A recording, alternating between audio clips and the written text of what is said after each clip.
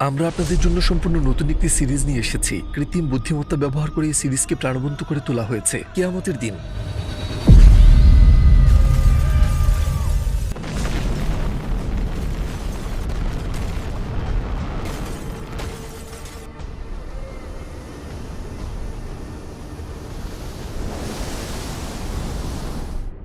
কবরের জীবন। আমাকে এখান থেকে বের করো। মান রব্বুকা, তোমার রব কে? আমাকে এখান থেকে বের করো। পৃথিবীর শেষ দিন, কিয়ামতের দিন এবং জান্নাত ও জাহান্নাম। ধাপে ধাপে আমরা মৃত্যুর পরের জীবনকে এমনভাবে সামনে আনবো যেন আমরা নিজেরাই সেই মুহূর্তগুলোর মধ্য দিয়ে যাচ্ছি। মৃত্যুর ঠিক আগের শেষ কয়েক সেকেন্ডে কি ঘটবে, কবরে আমরা কোন বিষয়গুলোর সম্মুখীন হব, যে দিনটি পৃথিবীর শেষ দিন হবে অথবা যখন পুনরুত্থিত হয়ে কিয়ামতের ময়দানে সকলে একত্রিত হব, সেদিন আমরা কি অভিজ্ঞতার মধ্য দিয়ে যাব, জান্নাত এবং জাহান্নামে মানবজাতির জন্য কি বা অপেক্ষা করছে, মৃত্যুর পরে চিরস্থায়ী জীবন নিয়ে আপনাদের সকল প্রশ্নের উত্তর থাকবে এই ভিডিও সিরিজটিতে। আপনি প্রস্তুত থাকলে চলুন শুরু করা যাক।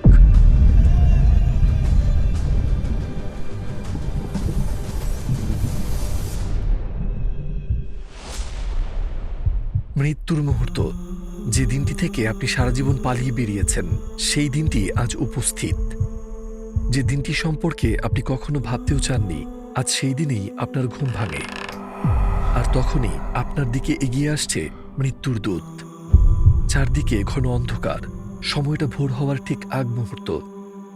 আপনার বুকের ব্যথাটা যেন আজ আপনাকে শেষ করে ফেলবে। আপনার শরীর নড়াচড়া করতে পারছেন না, মনের মধ্যে প্রচণ্ড অস্থিরতা কাজ করছে।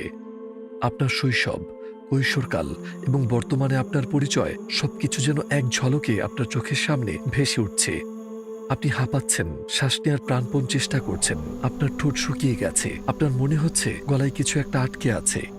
আমার এমন কেন লাগছে? আপনি বিভ্রান্ত আর আতঙ্কিত। আপনার আশেপাশে যা ঘটছে আপনি তার কিছুই বুঝতে পারছেন না। হঠাৎ আপনার আপনজনেরা আপনার চারপাশে জড়ো হয়। তাদের একজন আপনার হাত শক্ত করে ধরে আছে, আর অন্যরা অশ্রুসিক্ত চোখে আপনার জন্য দোয়া পড়ছে। কেউ একজন আপনাকে পানি দিতে চাচ্ছে, কিন্তু তার হাত কাঁপছে। তাদের চোখে মুখে অসহায়ত্ব আর বিষণ্ণতা, চেহারায় যেন নিঃশব্দ বিদায়ের এক আভা।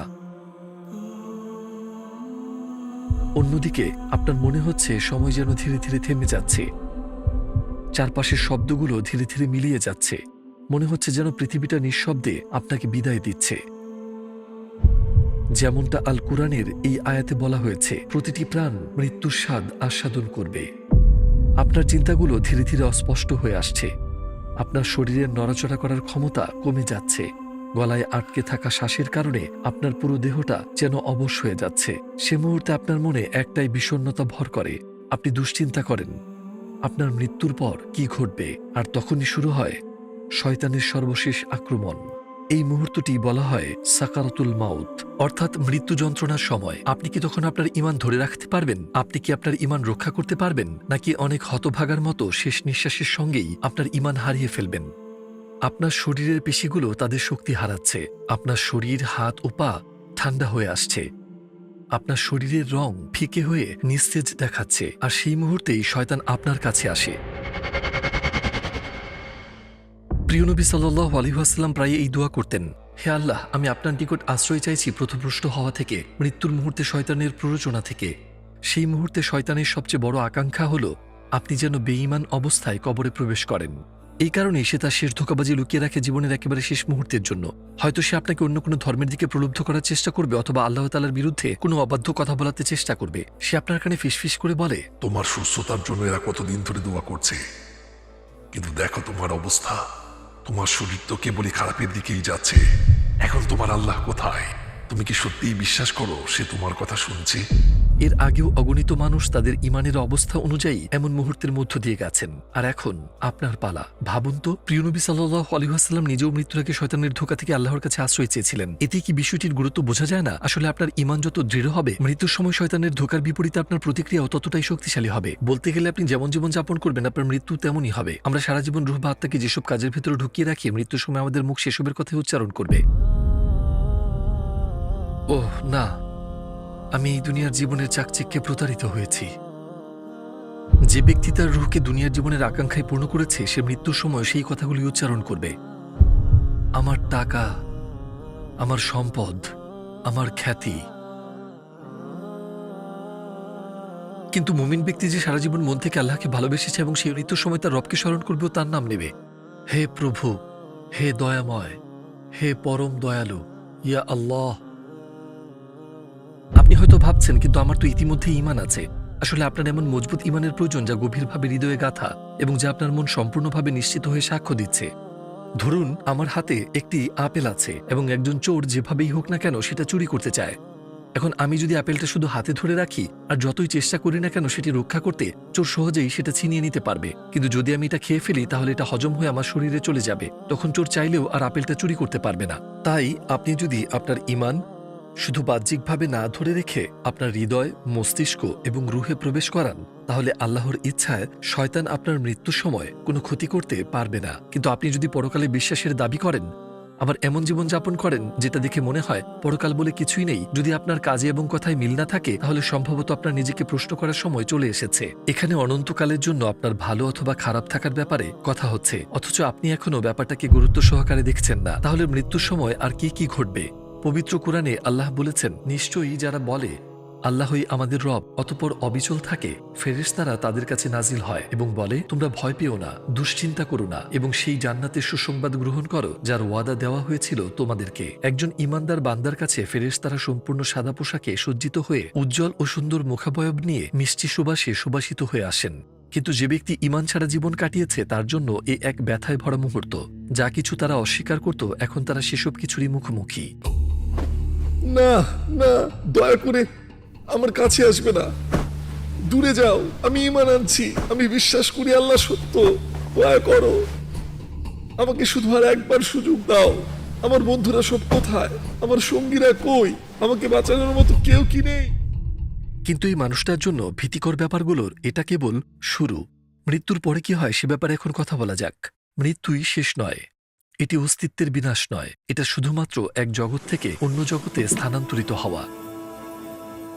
যেমন আমরা এক বাড়ি থেকে অন্য বাড়িতে প্রবেশ করি।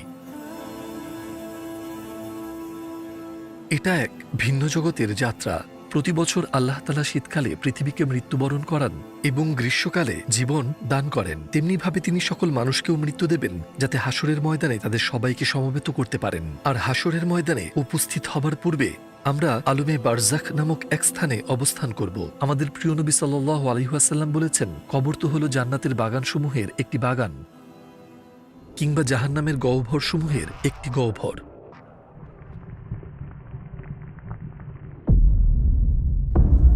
হ্যাঁ, আপনি এখন মৃত্যুবরণ করেছেন। আপনার প্রাণহীন দেহ গোসল দেওয়ার জন্য নিয়ে যাওয়া হয়েছে। আপনার লাশ গোসলের অপেক্ষায় ঠান্ডা মেঝেতে পড়ে আছে। আপনার কাফন, খাটিয়া সবই তৈরি। দরজার বাইরে আপনার পরিবার অপেক্ষা করছে।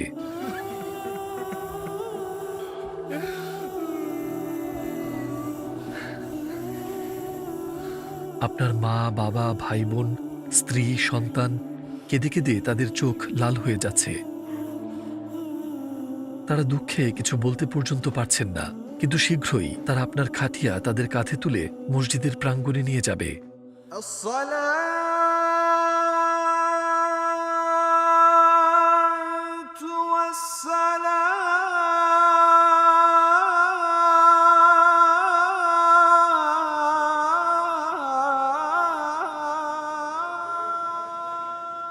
অত্যন্ত দুঃখের সাথে জানাচ্ছি যে আমাদের প্রতিবেশী আহমেদ মিদিয়াত ইন্তেকাল করেছেন। তার জানাজার নামাজ আজ বাদ জোহর আমাদের মসজিদে পড়ানো হবে। তার সকল আত্মীয়, শুভাকাঙ্ক্ষী ও প্রতিবেশীদেরকে জানাজায় অংশগ্রহণ করার জন্য আহ্বান করা যাচ্ছে। আল্লাহ তার আত্মার মাগফিরাত দান করুন। সারা জীবন যে জানাজার ঘোষণা শুনে এসেছেন তাই এবার আপনার জন্য দেওয়া হচ্ছে।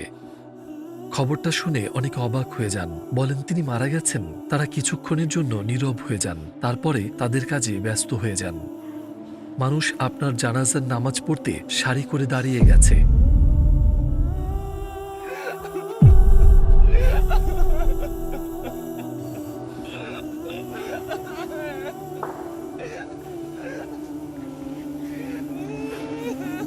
ওরে আমার ছেলে। আপনার খাটিয়া আবার তোলা হয়। এবার সেটা আপনার কবরের দিকে নিয়ে যাওয়ার জন্য।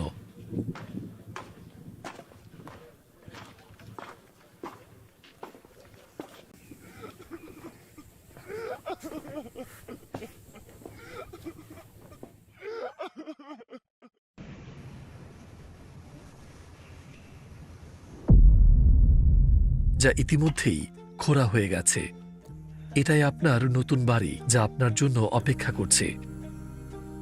আপনার প্রিয়জনের মধ্যে কেউ একজন আপনার শরীর ডান দিকে ঘুরিয়ে দেয়, মুখ কিবলার দিকে ফিরিয়ে দেয়। তারপর তিনি কবর থেকে বের হয়ে কাঠের খণ্ড দিয়ে আপনার লাশ ঢেকে দেন, আর তার হাত দিয়ে প্রথমবারের মতো এক মুঠো মাটি কবরে ফেলেন। রূহ এর সবকিছুই দেখতে পায়, সবকিছুই। রূহ তার শরীর গোসল দেওয়া দেখে, জানাজার নামাজ পড়া দেখে, খাটিয়ায় কবরস্থান পর্যন্ত বহন করা দেখে, কে কে এসেছে, কি কি বলছে, সবই শুনতে পায়। সবাই যখন কবরস্থান ছেড়ে চলে যেতে শুরু করে, রূহ তাদের পায়ের শব্দ শুনতে পায়।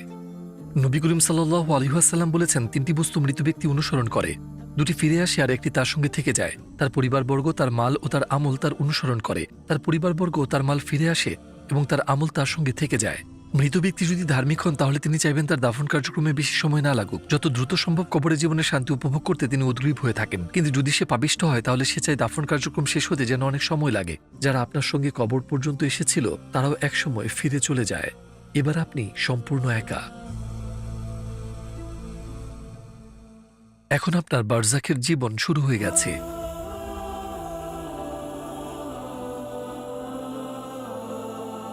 বারজাখ একেবারে ভিন্ন একটি জগৎ, যা এই জীবন ও পরকালের মধ্যে একটি দেয়াল। মৃত্যুর সাথে সাথে এই জীবনের শুরু হয় আর কিয়ামতের দিন শেষ হয়, অনেকটা পরকালের ওয়েটিং রুমের মতো। কোনো মানুষের মৃত্যু যদি সমুদ্রে ডুবে হয় এবং তার লাশ হারিয়ে যায়, অথবা আগুনে পুড়ে লাশ ছাই হয়ে যায় এবং ছাইগুলো ছড়িয়ে যায়, তাতে তার আত্মার কিছু হয় না। এটা যেমন ছিল তেমনই থাকে। মহান আল্লাহর জ্ঞান থেকে কোনো কিছুই লুকানোর কোনো উপায় নেই। প্রত্যেককে তাদের কর্ম অনুযায়ী প্রতিফল পেতে হবে। এই বিষয়টি নবী সাল্লাল্লাহু আলাইহি ওয়াসাল্লাম এক হাদিসে বিস্তারিতভাবে ব্যাখ্যা করেছেন। মুমিন বান্দা দুনিয়ার জীবন শেষ করে পরকালের দিকে যখন ফিরে চলে, তখন আসমান থেকে খুবই আলোকোজ্জ্বল চেহারার কিছু মালাইকা তার কাছে যান। তাদের চেহারা যেন দীপ্ত সূর্য, তাদের সাথে কাফন ও জান্নাতের সুগন্ধি থাকে। তারা তার দৃষ্টির দূর সীমায় বসবে। তারপর মালাকুল মাউত আসবেন, তার মাথার কাছে বসবেন ও বলবেন, হে পবিত্র আত্মা, আল্লাহর মাগফিরাত ও তার সন্তুষ্টির কাছে পৌঁছবার জন্য দেহ থেকে বেরিয়ে আসো। তারপর তার রূহ খুব সহজেই কবজ হয়, আর তা সে দেখতে পায়। কবজ হবার সাথে সাথে অন্য ফেরেশতারা মালাকুল মাউতের কাছ থেকে তার আত্মাটা নিয়ে নেয়। এক মুহূর্তের জন্য দেরি করে না। তারপর তারা তাকে সেই লেবাস এবং সুগন্ধি পরিয়ে দেয়। এর থেকে এমন সুঘ্রাণ আসে, এ যেন পৃথিবীর বুকে পাওয়া সবচেয়ে মিষ্টি সুমধুর কস্তুরী। তারপর তাকে ঊর্ধ্ব আসমানের দিকে নিয়ে যাওয়া হয়। তারা যখনই কোনো ফেরেশতার দলকে অতিক্রম করে, সেই ফেরেশতারা জিজ্ঞেস করে, এই পরিশুদ্ধ আত্মা কে? তাকে বহনকারী ফেরেশতারা তাকে এই দুনিয়ায় যেসব ভালো নামে ডাকা হতো, সেই সব নামে ডাকতে থাকে। যখন তারা আসমানে পৌঁছায়, তখন সকল আসমানের দরজা তাদের জন্য খুলে দেওয়া হয়। প্রতি দরজায় ফেরেশতারা তার রূহকে সম্ভাষণ জানায়। তারপরে আল্লাহ বলেন, এ বান্দার আমলনামা সৎকর্মশীলদের স্থান লিখে রাখো, আর রূহকে জমিনে পাঠিয়ে দাও। আমি তাদেরকে মাটি হতে সৃষ্টি করেছি, আর মাটিতেই তাদেরকে ফেরত পাঠাবো, আর এ মাটি হতেই আমি তাদেরকে আবার উঠাবো। আবার এই রূহকে নিজের দেহের মধ্যে পৌঁছিয়ে দেওয়া হয় বারজাখে, আর সেখানে মুনকার আর নাকির নামে দুইজন ফেরেশতা প্রশ্নোত্তর পর্ব শুরু করেন। মান রব্বুকা, তোমার রব কে? আমার রব আল্লাহ, জীবিত থাকতে আমি যার ইবাদত করতাম। তোমার দিন কি? আমার দিন ইসলাম। এই মানুষটিকে যাকে তোমাদের মধ্যে প্রেরণ করা হয়েছিল? তিনি আল্লাহর রাসূল মুহাম্মদ সাল্লাল্লাহু আলাইহি ওয়াসাল্লাম। এভাবেই একজন সত্যিকার ঈমানদার সব প্রশ্নের সব সঠিক জবাব দেবেন। একজন ঈমানদারের জীবনের সকল নামাজ, সকল ভালো কাজ তাকে তার কবরে সঙ্গ দিতে আসে। যখন মুনকার এবং নাকির তাকে প্রশ্ন করতে আসেন, তার মাথার কাছে এক নূর এসে বসে পড়ে, যা তার জীবদ্দশায় পড়া নামাজ। তারপর একে একে তার উপর ভালো কাজগুলোও সামনে আসতে থাকে। তার সাওম তার ডানে, সাকাত বামে, অন্যান্য ভালো কাজগুলো তার পায়ের কাছে এসে দাঁড়িয়ে যায়। প্রত্যেকেই দাঁড়িয়ে যায় তার রূহকে রক্ষা করতে, যাতে কবর তার হাড় ভেঙে দিতে না পারে, কোনোরকম যন্ত্রণা অথবা কষ্ট দিতে না পারে। প্রশ্ন উত্তর পর্বের পরে ইমানদাররা যখন সব সঠিক উত্তর দিতে পারে, জান্নাতের একটা জানালা তার জন্য খুলে দেওয়া হয়। তারপর আল্লাহ তার কবরকে প্রশস্ত হতে নির্দেশ দেন, যতদূর চোখ যায় ততদূর পর্যন্ত, এবং একটা জান্নাতি বিছানা তার জন্য প্রস্তুত করা হয়। তারপর তার কবরের একপাশে জানালার মতো খুলে যায়, ইমানদারদের চিরস্থায়ী আবাস জান্নাতের দৃশ্য দেখানো হয়। তার হৃদয় প্রশান্তিতে ভরে যায় এবং সে বিচার দিবসের দিন পর্যন্ত জান্নাতের দৃশ্য দেখতে থাকে। কিন্তু এর আরেকটি দিকও আছে, যন্ত্রণাদায়ক সেই দিক যা অপেক্ষা করে তাদের জন্য যারা বেঈমান অবস্থায় মৃত্যুবরণ করে এবং যাদের জীবন ছিল মহাপাপে পরিপূর্ণ। আমাকে এখান থেকে বের করো। মান রব্বুকা, তোমার রবকে? আমাকে এখান থেকে বের করো। তোমার দিন কি? এই মানুষটিকে যাকে তোমাদের মধ্যে প্রেরণ করা হয়েছিল? কবরের মধ্যে মূলত মস্তিষ্ক থেকে উত্তর আসে না, আসে হৃদয় থেকে। মানুষটি আল্লাহর কাছে তার অবস্থান অনুযায়ী উত্তর দেয়। যদি সে আল্লাহর ধর্ম ও তার রসুলকে অস্বীকার করে থাকে, তবে সেই প্রশ্নগুলোর উত্তর দিতে পারবে না। যদিও সে মুসলিম হয়ে থাকে, যদি তার জীবন পাপাচারে ভরা থাকে, উত্তর দিতে গেলে তার জিহ্বা নড়বে না। কারো কারো জন্য এটা ফেরেশতাদের সাথে একটা বন্ধুত্বপূর্ণ আলোচনা হয়ে থাকে, কিন্তু কারো কারো জন্য এটা এক বিভীষিকাময় জিজ্ঞাসাবাদ। জাহান্নামের দরজাগুলো খুলে দেওয়া হয় এবং তাকে ভিতরের শাস্তি প্রদর্শন করা হয় এবং সে কবরের যন্ত্রণা ভোগ করা শুরু করে।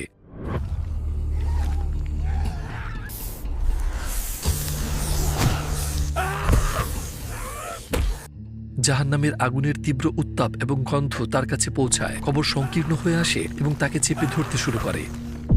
এরপর একটি অন্ধকার মুখ ও নোংরা পোশাক পরিহিত ব্যক্তি পাপী আত্মার সামনে উপস্থিত হয় এবং বলে, তোমাকে এই দিনের প্রতিশ্রুতি দেওয়া হয়েছিল।